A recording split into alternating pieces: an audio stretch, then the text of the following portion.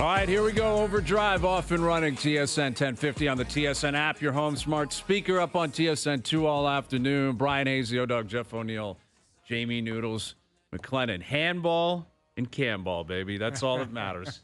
Handball and canball. I got to tell you guys, I woke up this morning and I had my daily routine. I wake up, I get a coffee, I sit on the porch. Today, I open my phone and I started crying. Tears of joy. Because they're through? No. I started crying tears of joy because I saw a message that said, "Where do I send the funds to?"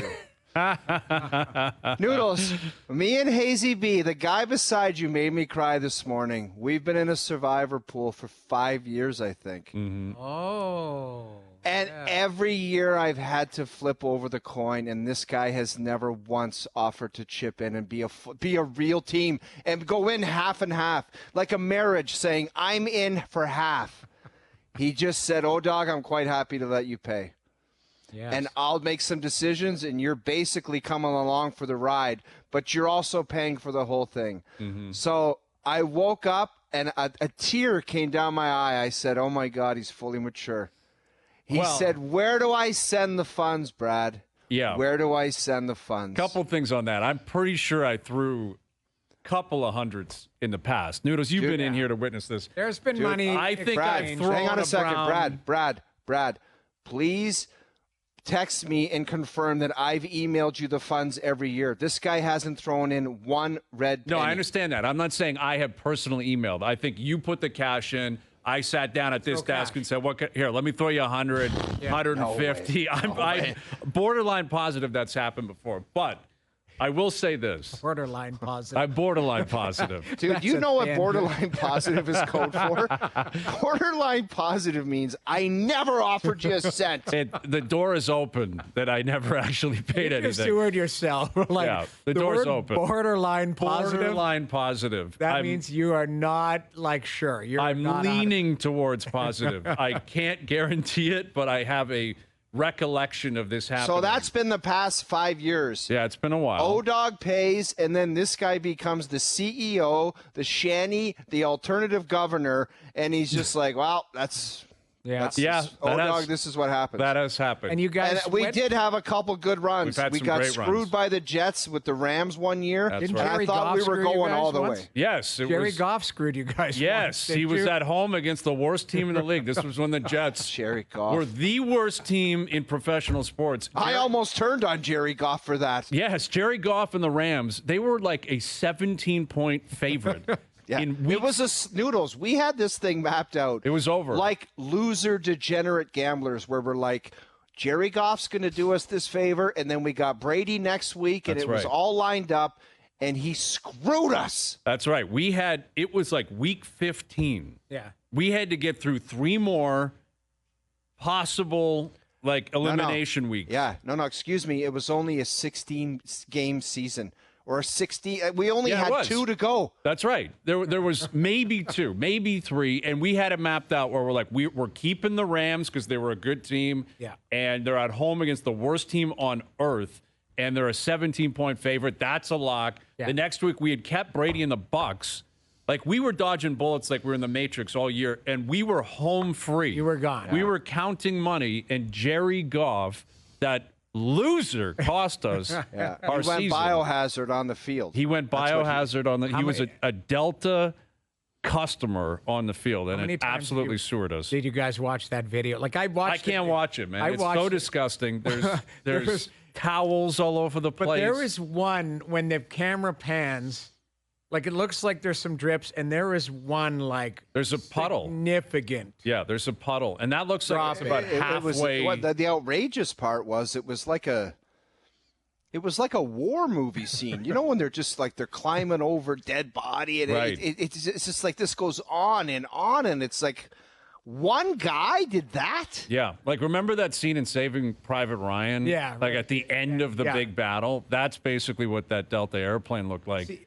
And the video is so disgusting. We had to actually go through legal here to be like, can we play this? And we got really? His buddy's got to denied. nickname him Legal Private denied Ryan. it? Well, I don't know if legal technically did, but we asked higher ups, and they're like, you cannot play that on national TV. Really? It's such a disgusting video.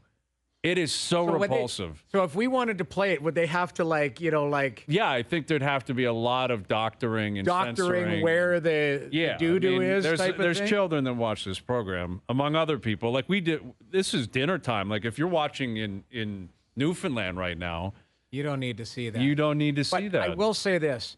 The camera work, is the guy climbing the seat while he's filming? I would 'Cause guess. there's no aisle along the window there. Like he's That filming. seemed like it was like a guy that climbed onto plane afterwards and said, "Oh my God, I'm getting out," like an airport worker, and he said, "I am going to get viz of this and toss it viral." Yeah, I would assume like word would spread pretty quickly around that airport, right? Like there's something coming back that's supposed to be en route to Barcelona, and you're not going to believe why Coming they're back. returning.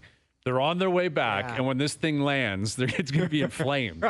And people are going to be like, that would have been a rampage to get off that plane. That's another thing. If I'm in the last row, I'm not waiting for the people at the front to get their bags and get out of there. I am steamrolling down the middle of that plane. Like that's the thing too. You're dodging landmines. Oh, landmines everywhere. You walk out on the seat. Like you're walking out on the seat. It's like that football drill, like the cone drill that they do at the combine. That's what you would be doing. Like some guy would be doing the 40 and be doing the cone drill at the combine trying to get out of there. You get the three worst employees that you hate the most. You just get on the horn and you're like, Jerry, Terry, Rick, get to gate C and see what you get there. Yeah, we got something coming in from Barcelona. You guys you're And tasked it's with taking just care for of it. you. Yeah, just for you. They had to pull out the carpet. I don't even know if that would do the job. No, you know what I mean? I said yesterday, I think that needs to go into quarantine. That plane should be disappearing for months. Right. And it should break records for Febreze, you need serious weaponry to take that on. That's weaponry. You need the military to come in. Imagine if they said that plane has been pulled out of commission because of that incident. I wouldn't be surprised. Like if you missed it, there was a passenger that had serious issues, and to the point where it was considered a biohazard. A human being was labeled a biohazard because he was going to the washroom all over the plane. And the plane, I believe, is back in circulation. That's what I'm saying. Like the tail, borderline the tail shocking. number. Like this is. Well, and you can track that kind of stuff. That's what I'm saying. Like you knew the tail number. You're like, I'm sitting on the plane where that happened. This is it. Last week. Right. This is the plane. This is the plane. It would mess with your head a little bit. Yeah, it absolutely would. It would, for sure. And anyway, what are you going to do? It's over. It's back in circulation. Everything's all good. We're locked in on our survivor pool. Can I say one last comment on that? Because tears were in your eyes.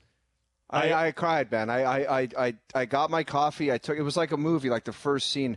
I took a sip, and I've been down in the dumps for some other stuff, and I turned my phone on, and when I saw where do I send the funds, like a tear came down my face.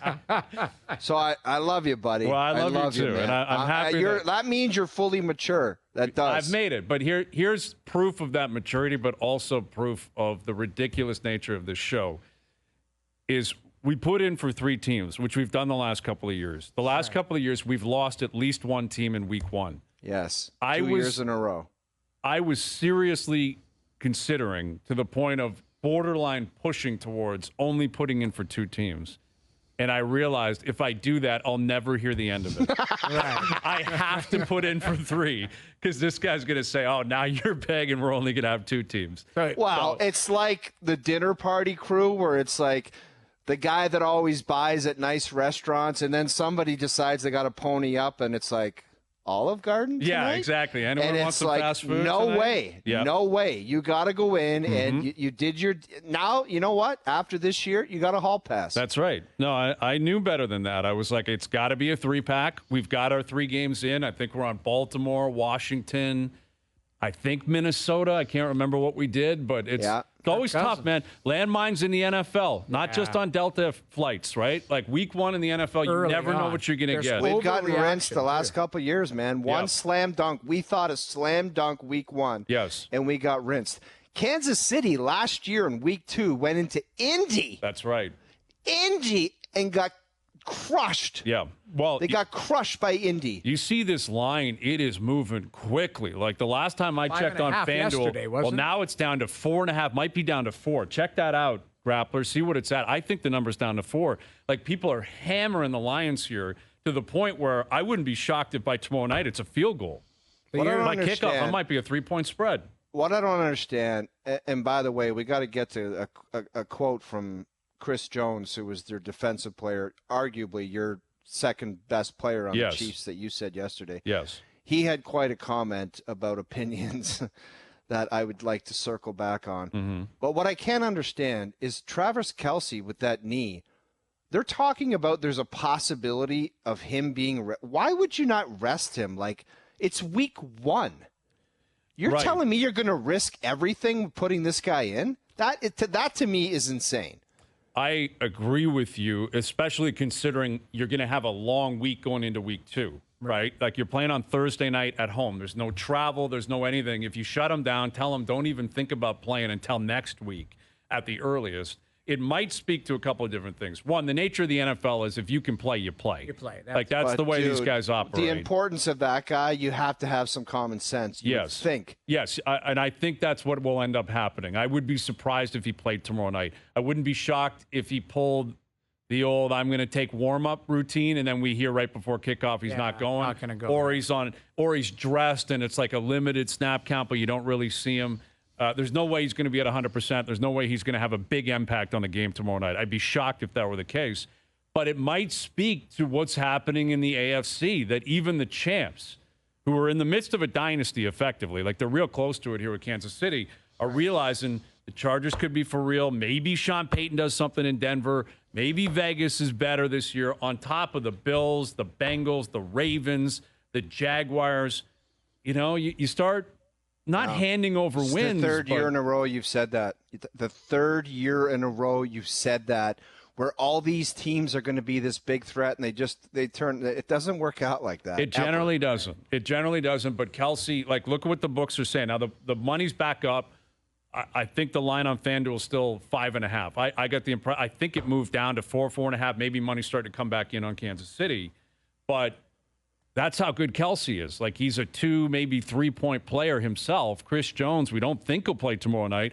That said, Nick Bosa just got his money. Yeah. Bosa out in San Fran just got paid, and he's the highest. $170 million. $170 million, highest paid money in NFL history in terms of guarantees, I believe, for defensive players, which would surpass Aaron Donald.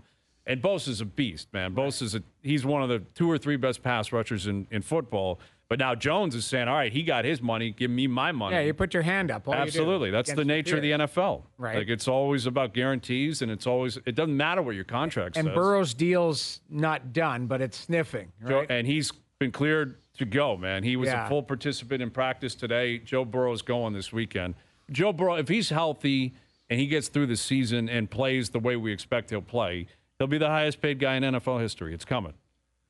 Like, that's like we talked about it with Matthews. It doesn't mean he's better than Mahomes. It means he's up. His timing. Yeah, his time, right? Exactly. Like, that's the nature of pro sports and contracts. Whenever the next one is up, who's a top 5 player in the league, that guy pushes the bar. Yeah. And Burrow's going to do that. His guarantees are going to be through the roof. You see this quarterback from USC is already calling his shot, saying, if the Cardinals are going to be the one that think they're going to tank for me and I don't like what's going on there, or what he doesn't like, whatever, maybe I'll come back again. Ooh. Yeah, that is a spicy one to toss out already. And it's so arrogant to already know that you're going number 1, and it's like you're already picking and choosing and making arrangements. That is something else. I would warn against that. Like, maybe you've played, I think USC's played, have they played 2 games already this year? Certainly 1. And he's lights out. He's there's a few different stud quarterbacks, I think, supposed to be in the draft next year. But it's September. Yeah. Watch yourself. The NFL season hasn't even started yet. Well, it's just there are guys, that's today's athlete. They believe in themselves. The guy who was ahead of himself was Eric Lindros. Yeah? He called a shot. That was over 30 years ago. That was 91. That was my draft. Has that happened since in the NHL? Has there been a story of a guy that, not necessarily first overall, that you've heard of? Well, there was telling teams I'm not playing for you? There was fabricated stuff with a look at McDavid's face when Edmonton got called. Yeah, that was a lottery, right? That was a lottery show. You know, like that was, but I mean, not where. I think there was some truth. Like there was, I think there was some sincerity to that. Well, listen, yeah, but if you're going to a bottom team, you knew where it was going to be. Mm-hmm. Who was in that draft, like for McDavid? Like, what were they? I'm off the top of my, I can't remember the other teams. Edmonton, I think, had the third best odds. The Leafs were fourth best. Arizona was in it. I'm trying to remember who. Oh, and Buffalo. Buffalo had the best odds. Yeah, because it was Eichel, yeah, right? It was Buffalo. Yeah, Timmy Murray was down there all fired up. That's right. It was Buffalo, Edmonton, Arizona, and Toronto. And I think he had his heart set on the Leafs. I think that was what he was hoping for. Right. And then rumors have been out there that maybe Buffalo, because he's a GTA guy and it's close. But, hey, listen. But he didn't call a shot, whereas like Lindros was like telling Quebec, you can pick me, but I'm not playing here. Remember he walked up there, wouldn't put the hat on, the jersey, anything. Slung it over his arm. I was at the draft. He was sitting right in front of me, put it over his arm, and then the number 2 pick was Patty Falloon. Mm-hmm. Patty put the jersey on and the hat. The crowd went nuts. Right. But it was like a weird transaction. I kind of have respect for it, man. I do too. It's like there's two beliefs that I have where it's like basically everybody should just be honored to go. I got picked by Guelph. I got picked by Hartford. Get the jersey, be happy, go there, make the best of it. But when you're the big cat and it's like when you like retrospectively looking back at it, it's like you got one kick at it, man. You might as well do it your way. He did it in the Sioux. He's like, I'm not going to the Sioux. I'm not going to Sault Ste. Marie. I'm playing for the Oshawa Generals. And then he said, I'm not going to the Nordiques. I'm going to play for the Flyers. It's like I kind of have respect for doing it your way, man. You got one kick at it. And if you're lucky, you get 10 years. Not everybody has this fantasy world 15-year career, 20-year career. It doesn't always work out like that. So for him to call a shot and do it his way, I kind of respect it, man. I do too. It's just he was on such a different level. Like when in terms of hype and everything. Oh my God, he was a beast. But he delivered. He was an unbelievable. Like I played against him. Oh, you played against him. I played with him technically on paper. He was injured with the Rangers. But he was as dominant because he was such a unique player. Yeah. Like he would kill you. Like he'd run you over and then score 3 goals too. Or beat you up. Like he's one of the 4 or 5 most hyped prospects in NHL history, I would say. Yeah. Like when he was coming in, everyone was aware, like, this guy's coming, and he's going first. Like, there's no doubt. Yeah. Right? Like, Sid was a no-doubter. McDavid was a no-doubter. I think Lemieux was likely a no-doubter. Like, Lindros was an absolute no-doubt. When this guy was 15, 16, you knew it was coming. Yeah. Now, I do wonder if he has any regrets looking back on it. Like, if he knew Quebec was going to turn into Colorado, would he have preferred to stay there? Interesting. Because, like, how different would the history of the NHL be if that deal didn't happen? And instead of Forsberg Sakic, it's Lindros Sakic, and they're in Colorado with Patrick Waugh. And, like, does he get do they still get 2 cups? Probably. I think they get the cup in 96, where he was still arguably the best player in the world at that point. By 01, though, you know, and again, you don't know. Then the injuries don't happen as he plays Scott Stevens in the playoffs. Like, how different would the world have been in terms of Lindros, his career, the NHL's history, if that didn't happen? That's just sports, though, Hazy. Like, there's so many things. Oh, you didn't take that guy, or this guy demanded a trade. Like, it's just you can look back at every organization that had success and say, well, what happened if that didn't go down? Yeah. Well, like Gretzky, I believe, has said on record that if he didn't get traded, if he stayed in Edmonton and the band stayed together, they would have won 4 more cups. They might have. They were that good. Yeah. Like if they kept him and Coffey and obviously Messier, like if they all stuck together until 94, 95, they would have won at least 3 more. Yeah, and Billy Ranford was there. He won the Conn Smythe. Like right. They were a deep team. And you're right. They were a dynasty, and they could have kept going. Peter Pocklington, sold him. I can't remember the story. $15 million. And then still won in 90, right? But, imagine if they were still together and they ran into the Penguins in 91, 92. That might have been the end of their dynasty, but they might have had a couple more leading up to that. That would have been incredible. But, and I don't know what that would be represented as in the modern game? Like, what it would be the equivalent of like Gretzky versus Lemieux? It would obviously feature McDavid, but I don't know who the other player would be. I think in this country it would be Matthews. Well, if the Leafs have success, like I think there are people in the back of their mind going, it'd be kind of neat to see an Edmonton-Toronto final. Oh, it would be a dream. If I could pick one final, it would be like that. Today. Absolutely, without question. Right.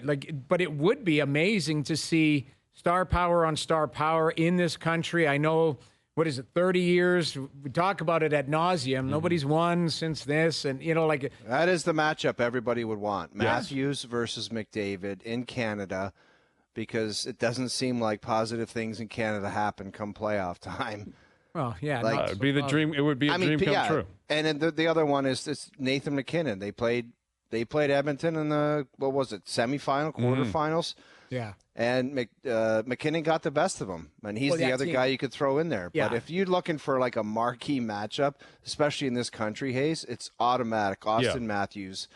Like, the hype around that, I can't even imagine. It would be the most unique series in, I'd say probably Canadian sports history. Like in terms of team on team. If it was McDavid, like the Leafs getting there for the first time in over 50 years, McDavid, Draisaitl, Canadian team versus Canadian team, which hasn't happened in a cup final. And think about the excitement in this market when we were potentially looking at a Toronto-Montreal final, when they were playing the Los Angeles Kings with the right to go on and play Montreal. Right. I still don't understand, the Leafs were in the West. Yeah, they were in the West for the longest time.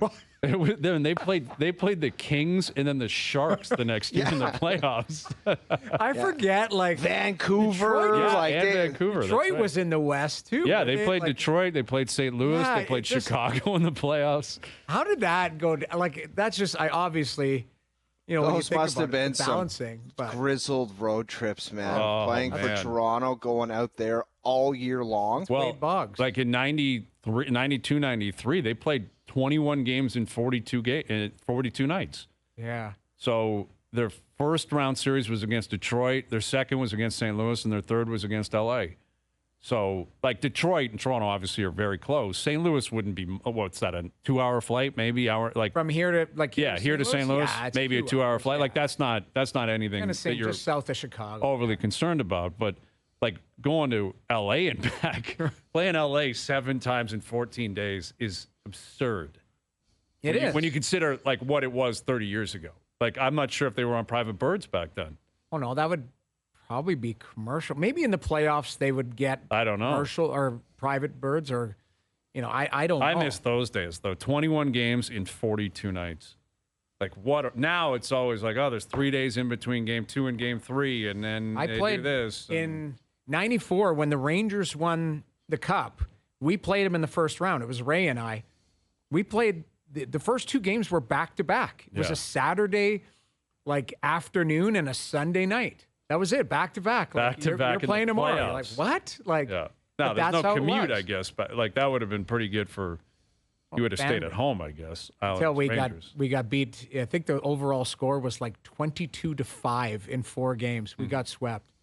That was a Rogering. It was that's a beatdown. It was Rogering. It was not it was. We lost, I think 6-1 or 6-0, 6-0 or 6-1, 6-1. Back to back. Game 2 at the Garden. At the Garden. I started the second game. Oof. Imagine the look on my face when Al Arbor walked up and said, "You're playing tomorrow." You're the ringer.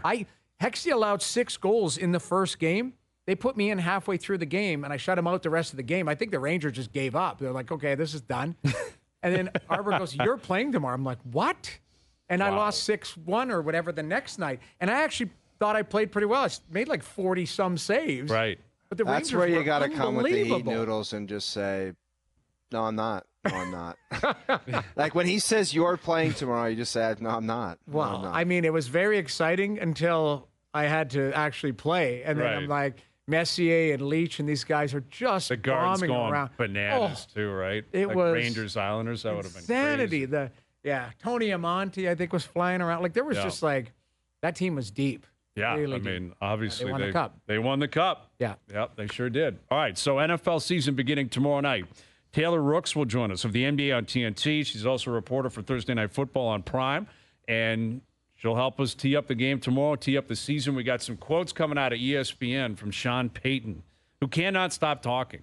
Sean Payton cannot wait to talk to anyone that's willing to basically loft him questions. But these ones are pretty significant details in terms of his relationship with Russell Wilson and his messaging towards Russ. So we'll get into that with Taylor. We got Struddy on the show today. Jason Strudwick will join us just after 5 o'clock. And Jerry is back. Jerry's percentages in about an hour. OverDrive continues.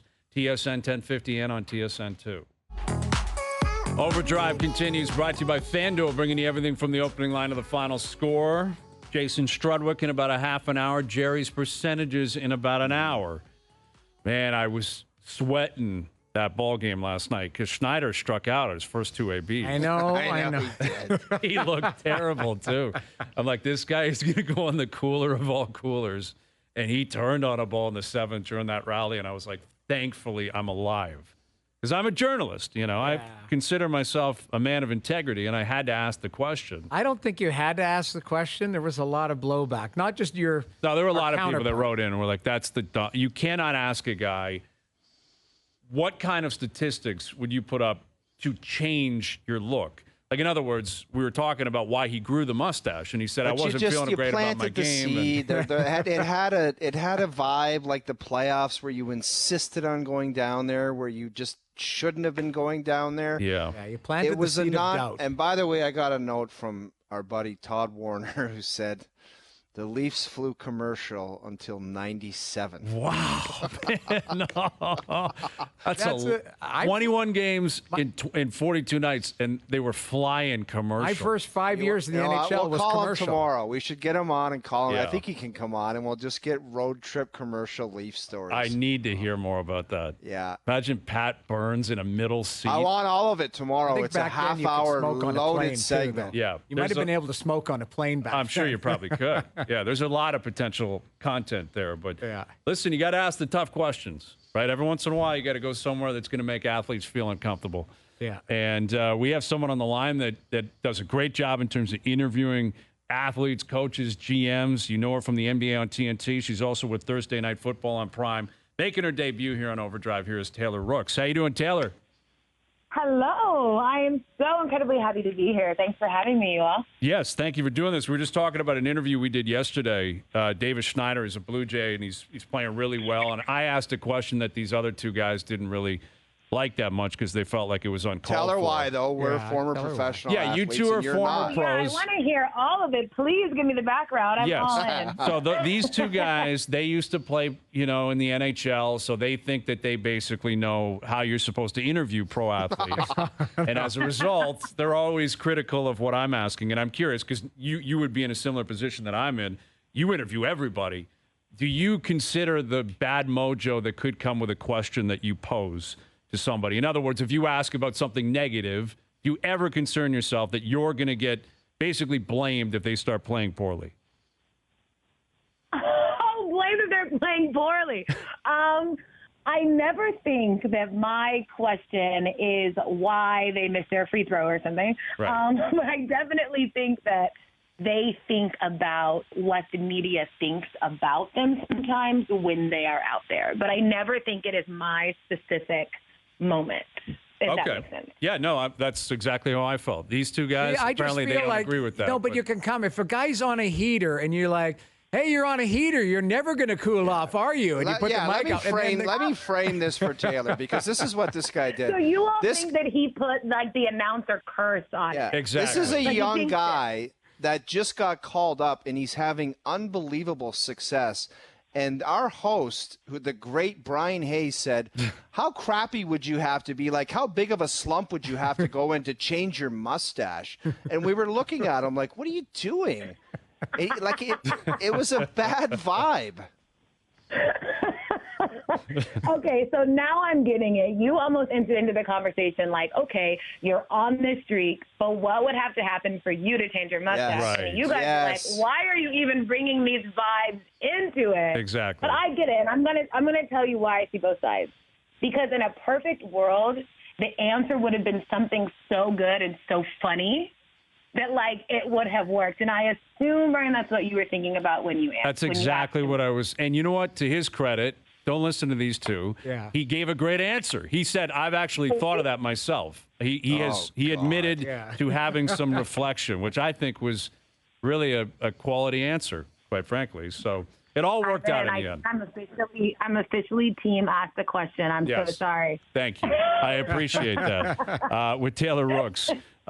You're obviously going to do a bunch of games this year. You're going to probably interview a lot of different people. And I'm curious where you would rank Sean Payton on that list in terms of interviews that you would want to take part in, because it seems like anytime he sits down with a reputable reporter, journalist, whatever, this guy is constantly popping off and saying different things that are going to go viral. This most recent one, he had an interview with ESPN.com, and he was very forthright in his messaging to Russell Wilson. Like, nothing is behind closed doors. Where does Peyton rank for you in terms of trying to, get at him with different questions in different interviews? I would love to interview Sean Payton because Sean is my favorite brand of coach, which is somebody who used to be in the media, and then sometimes they say stuff that still sounds like they are still in the media. So you always know he's going to give you not only an exciting answer, I do genuinely think his answers are thoughtful in the sense of he's telling you exactly what he thinks. And I think that a lot of athletes, coaches, GMs, whatever, are almost trained to not say exactly what they think. But Sean always does. And that's always the best interview. Not saying I necessarily agree with him talking about his quarterback in that way, but it is still like a good bite. And I think that a lot of people attach to that because I believe a lot of people maybe think that about Russ. Is this always about Russell being Russell Wilson and like proving he's the guy and posting the TikToks, doing this, that, and the third. And I think Broncos fans specifically are saying we've had enough of that. Now we want to win. And Sean said that in just a bit more entertaining way. But I would love to talk to Sean Payton because he always says exactly what's on his mind. It's so difficult to keep everyone happy. Like in the media, we deal with hockey players a lot, and they typically don't say a whole lot. They're like, moving on to the next game, blah, blah, blah. Like Peyton came out with the comments about the previous coach Hackett and basically said it was a gong show. And then we love the honesty and we love the quote and we love the material. But then Hackett's all bent out of shape and Aaron Rodgers is bent out of shape. And it seems like we want the truth and we want the comment, but it seems like everybody has a difficult time dealing with it. Yeah, absolutely. And that's why I honestly think sometimes with athletes or coaches, whoever, it's like a double-edged sword in some senses because they do want to be who they are and they want to show you their personality and to give their thoughts. But you also understand the backlash that comes sometimes when you do that. And so I think that Sean very early obviously knew that with the Hackett comment that he made. He's probably getting some sort of heat, maybe internally with the Broncos, with him saying that so forward about Russell. But I am a big proponent of there is always a way to say what you think in a respectful and thoughtful way. So I hope that eventually athletes do get out of this idea that every response has to be calculated. It's more that just every response has to be respectful, but it can still be something that is maybe criticizing somebody else, but in a way that is, additive to the overall conversation. I actually think that what Sean said about Russell was actually more additive to the conversation than what he said about Hackett. Yeah, it's interesting. I wanted to ask about Aaron Rodgers. Do you think he's a perfect fit in New York? I mean, it's obviously the honeymoon right now, but waiting if he has a bad week, how the media and the fans can get in New York area. How do you think he's going to handle all of it? I think that Aaron will be fine. I think he's very used to, being the guy in a city. Obviously, Green Bay is not as big as New York City, but this is his life. This is what it is. He knows he's Aaron Rodgers. To see him talking trash on Hard Knocks, which, by the way, the power of, follow series and media in general is so powerful because I feel as though I'm a Jets fan just through watching Hard Knocks. I'm ready to run through a wall when I watch them play. I just love it. I'm really excited to watch how him and Garrett Wilson continue to build chemistry. I love their entire running back room. I think it's just a whole team. We obviously know how good their defense is. when a New York team is good, obviously it's good for sports, but it's so fun here in New York as well. So I root for both the Jets and the Giants because it just adds a new excitement. But I think people are going to have a lot of fun watching Aaron Rodgers. We're chatting with Taylor Rooks of the NBA on TNT, reporter for Thursday Night Football on Prime. As I mentioned, NBA on TNT, I know you're aware that the FIBA Worlds are taking place, and Canada's through to the semis, and Dylan Brooks has been a massive reason for their success. He got kicked out of the game today, and he took Luka with him. Like, he was right in Luka's kitchen. He's chirping nonstop, but he's defending really well. He's playing well. He's putting up numbers. Luka gave him props after the game. You have to, man. I mean, you can say what you want about Dylan Brooks. He's played exceptionally well in this tournament, and he's been really effective, and he did a great job shutting down Luka. And this is taking place in Asia, and he's getting booed during the introductions. Like, the hate on for Dylan Brooks has gone around the world here. But I'm curious, Taylor, how you think he's going to fit in with Houston and whether or not his reputation could change at some point this year, because we all know how it ended in Memphis. Well, there is one thing that will always change anyone's reputation, and that is winning. Mm-hmm. I think that if Houston comes out, and if we're really being real, Houston has very, very good talent. They are just incredibly young. I think adding Fred VanVleet also is going to help them. Having that vet, someone who's been there, somebody who is a leader in the locker room will really, really help. But they are a talented team, and I'm really, really looking forward to watching them. I'm a big fan of Amin Thompson. I love his brother as well. But I really like the Rockets, and I think Luka said it the best about Dylan. He said something along the lines of, a lot of people don't like him, but I respect what he does because he does it really well. And that's absolutely true about Dylan. You know exactly what you're going to get from him. You're going to get a dog on the court. You're going to get somebody who's super on your face, somebody who cares about winning and will do the little things that it takes to win. One thing I've absolutely learned about Dylan that I do not think is really true about most people in the NBA, I think he genuinely does not care what people think about him. Because if he cared, he would stop these antics. If he cared, he would not be in the tunnel with boxing gloves after they won, right? Like, all of that is a part of what makes Dylan really good. It's like in a baby Draymond way, Mm-hmm. So I'm really looking forward to watching Dylan. I think that if he goes to Houston and they just turn it around some from last year and he's a part of that, that could absolutely change the perception of him. But I feel like every team that he's on, the teammates love him. Like, they loved him in Memphis, and I'm sure they're going to love him in Houston as well. Well, it's not as if Shai Gilgeous-Alexander has not already arrived on the NBA level. He was first-team All-NBA. He's a stud. He's the face of the Oklahoma City Thunder, and they're coming, right? They've done a really good job of surrounding him with talent. They got a lot of picks, a lot of kids coming still. But he has, I think, raised his profile to an extent internationally based on how he's played in this tournament. And I'm curious, Taylor, what you think the ceiling is for Shai, and is he a legit MVP caliber player the next 5-7 years in the NBA? I love Shai's game. He got my vote for most improved. I just think the thing that is so impressive about Shai is he has gotten better by changing his game. It's not just that he improved on what he was already good at. Like, we know he can shoot, but then he started driving a lot more. He just added things to his bag that made him a better player. And I think that that's what the greats do. Every season, they come with something new. And it feels like every year we have seen Shai just figure out what he can add that takes him to that next level.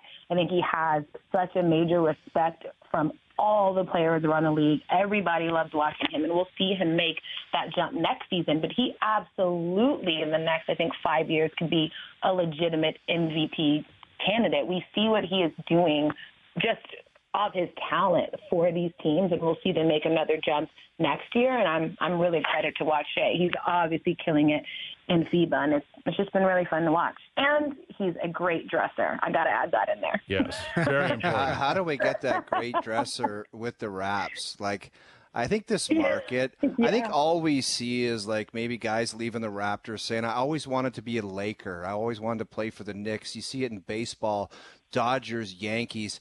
I think the Raptors, I am looking forward to it. We're a Canadian star, not just a run-of-the-mill player says, you know what, I've been dying to be a Raptor. and something like that happens. Please tell me in the future something like that might go down.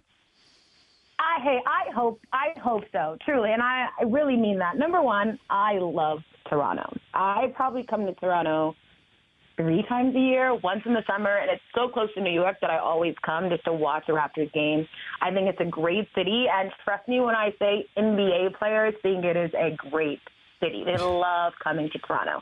So I absolutely can see it as a destination. And it's so interesting because it felt like there was this window where that was going to happen right after they won the championship, you know? Mm-hmm. But then everything just kind of changed. So the momentum of that changed. But that will absolutely happen. Toronto is such a great city, and I hope that everybody wants to go there. Yes, thank you. We support that as well. We're pushing for it. Let's begin with Shea. We don't need LeBron up here. We don't need Giannis necessarily. We'll take Giannis.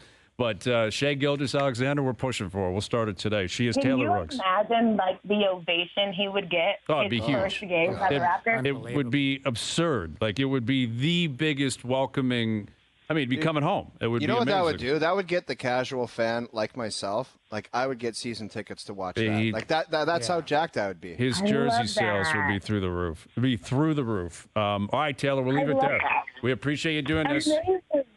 No, thank you so much. You guys are a lot of fun. I would love to come on anytime and debate who's right and wrong with their questions. I love it. Hey, we'll talk to you next week. Yeah, you got it. Believe me, we will. We will abuse that Don't for sure. flush our call. Do not flush our call. I'll play mediator. I love it. No, Perfect. Thank you so much for having me. Y'all have a beautiful day. Yeah, you too. There she is, Taylor Rooks of the NBA on TNT at Thursday Night Football on Prime. Yeah, you're right, that like the pursuit of Shea Gilgeous-Alexander has got to happen. You think so? Yes. Dude, I'm so sick of it. Like living in like pro sports in this country, it's like, oh, Canadian markets. Oh, I want to play for the Knicks. I want to play for the Lakers. That's what I grew up dreaming. Maybe he grew up dreaming of wanting to play for the Raptors. Well, listen, the amount of talent that is from Southern Ontario is no kidding. It's amazing how many great players are here. And in the last 10 years, what's happened? It's amazing. Yes, it's an explosion. And he is leading the charge. Like we had this discussion yesterday where I think it's a realistic like trajectory where he's going to get into Steve Nash territory. He's probably got to win an MVP. Nash won 2. Maybe, compete for a title, win a title. And you got to have longevity. And if you do it with the national team, like there's a lot of different things you can knock down that will allow Shea Gilgeous-Alexander to pursue that. But I think maybe joining the Raptors would be the ultimate trump card. The only Canadian team, you'd be coming home, you'd be the face. You're already the face of basketball to begin with in this country. I think he's established that. But if you're a Raptor, like we're always thinking, keep Kawhi, go get Giannis. Is there any?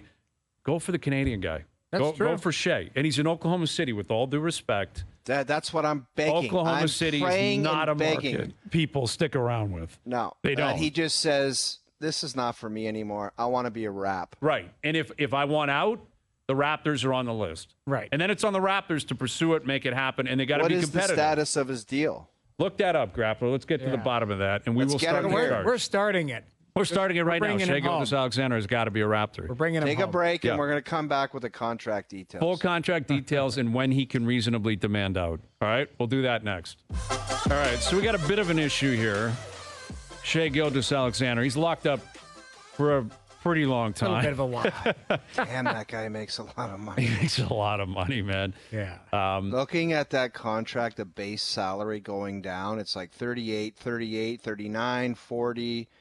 Like, he's making 40 sheets a year for the next 5 or 6. And that's going to be underpaid based on what Jaylen Brown just signed for, based on what Siakam will probably sign for next year. And, like, Gilgeous-Alexander, he's locked up until the 26-27 season. So we're going to have to manufacture a demand. Yeah, here. that's what it is. That's what's going to – we got to be reasonable here. Let's not get greedy. Let's just demand out. Yeah, he's just got to say, I want to go home. Yeah. I want to go home. Yeah, it's very simple. We don't have to complicate things. You storm in, you demand a trade, you pull a James Harden, you end up in Toronto. That's just what has to happen. I wish it were easier than that or a different way, but that's the way it's going to have to be. I just don't see him doing that, but I mean... Doesn't seem to be the kind of guy that would. Like Harden, he's got a reputation. He'll just be disruptive until you get rid of him. Whether right. he adds weight or he just makes comment. What did he get? $100,000 fine, was it? For what he sasaid over in China about never playing for Philly, and he called Daryl Morey a liar. Liar. He's a liar. Morey was his guy, wasn't it? Yeah, Morey was his guy in Houston and his guy in Philly. The reason he wanted to go to Philly. Sanity. But I don't know. I don't see where Harden thinks he's going right now. Because I don't think anyone's looking at James Harden saying that's the guy I want to bring on. Perkins said the other day that this cat basically is going to have to show up to Philly and shut up and play. Yes, I think that's going to be the case. I don't believe he has the value he believes he still does. Yeah. In fact, I know it. And there's just not a market out there anymore. And camps are going to open up in a few weeks. That's what Nick Nurse wants to deal with, is a disgruntled James Harden. Good luck. It's not fun. Yeah, good luck. All right, hour 2 coming up. Jason Strudwick will join us in Jerry's Percentages. Maybe he'll be disgruntled. Anything's possible with Struddy. OverDrive continues. TSN 1050 and on the TSN app.